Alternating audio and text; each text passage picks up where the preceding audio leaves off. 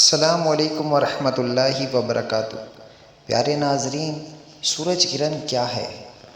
اس بارے میں جاننے کے لیے ہم حدیث شریف کا مطالعہ کرتے ہیں کہ حضرت عائشہ رضی اللہ تعالی عنہا سے روایت ہے کہ رسول اللہ صلی اللہ علیہ وسلم کے زمانے میں سورج گرہن ہو گیا تو آپ صلی اللہ علیہ وآلہ وسلم نے بہت زیادہ دیر تک قیام کیا، پھر رکوع کیا، پھر قیام کیا، پھر رکوع کیا، پھر قیام، پھر رکوع۔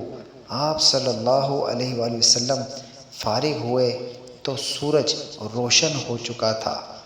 آپ صلی اللہ علیہ وآلہ وسلم جب رکوع کرتے تو اللہ اکبر فرماتے، اور جب سر اٹھاتے تو سمیع اللہ لمن حمیدہ فرماتے، پھر کھڑے ہوتے اور اللہ کی حمد و ثنا بیان کرتے۔ پھر فرمایا آپ صلی اللہ علیہ وآلہ وسلم نے کہ سورج اور چاند کسی کی موت یا حیات کی وجہ سے بے نور نہیں ہوتے، بلکہ یہ اللہ کی آیات میں سے ہیں۔ اللہ ان کی وجہ سے ڈراتا ہے۔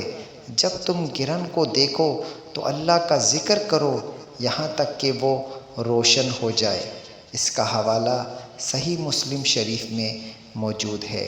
پیارے ناظرین، ہمارے چینل کو اگر آپ نے سبسکرائب نہیں کیا تو ایسی دینی معلوماتی ویڈیوز کے لیے ہمارے چینل کو سبسکرائب کریں اور ساتھ میں بیل آئیکن کے بٹن کو دبائیں کہ آپ کو ہماری نئے آنے والی ویڈیو کا اپڈیٹ مل جائے۔